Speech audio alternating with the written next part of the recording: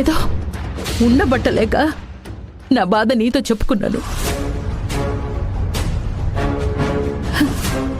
వెళ్ళురా, వెళ్ళు రాజీవ్. నువ్వు వెళ్ళి వాడినెవడినో పట్టుకొచ్చి నువ్వు ప్రేమించిన అమ్మాయి ముందు నువ్వు మంచివాడివని నిరూపించుకో. నీకదే కదా ముఖ్యం. అమ్మా, నిన్ను బాధ పెట్టినందుకు సారీ అమ్మా.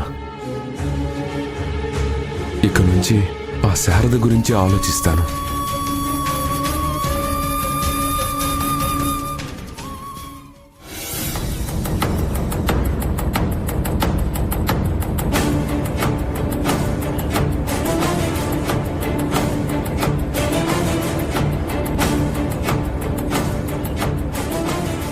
మాధవి, నీ కొడుకుని ఎమోషనల్ బ్లాక్మెయిల్ చేసి లవ్ ట్రాక్ లో నుంచి రివెంజ్ ట్రాక్ లోకి భలే లాక్కొచ్చావు.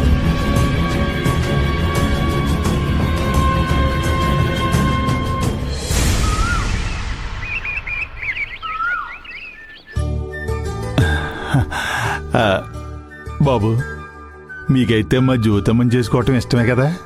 చాలా ఇష్టం అండి. బాబు, ఇంకా ముహూర్తాలు పెట్టుకోకముందే అప్పగింతలు చెప్తున్నాను అనుకోకండి.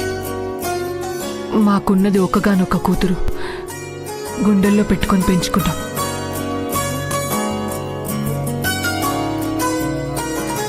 పెళ్లి తర్వాత మా అమ్మాయిని మేం గుర్తురానంత ప్రేమగా చూసుకోండి. నేను ఎలా చూసుకుంటున్నానో ముందే మీకు చెప్పడం ఎందుకు? పెళ్ళయ్యాక మీకే తెలుస్తుంది. మీరు బాగా చూసుకుంటారన్న నమ్మకం లేక కాదు బాబు, మా ఆరాటం కొద్దీ చెప్పామంతే. ఆడపిల్ల తల్లిదండ్రులు కాబట్టి ఆ మాత్రం టెన్షన్ ఉంటుంది. నేను అర్థం చేసుకోగలను. మరి ముహూర్తం ఎప్పుడు కుదురుతుందో చూడమంటారా? ఒక్క నిమిషం పంతులు గారు. ఏమైంది రామని?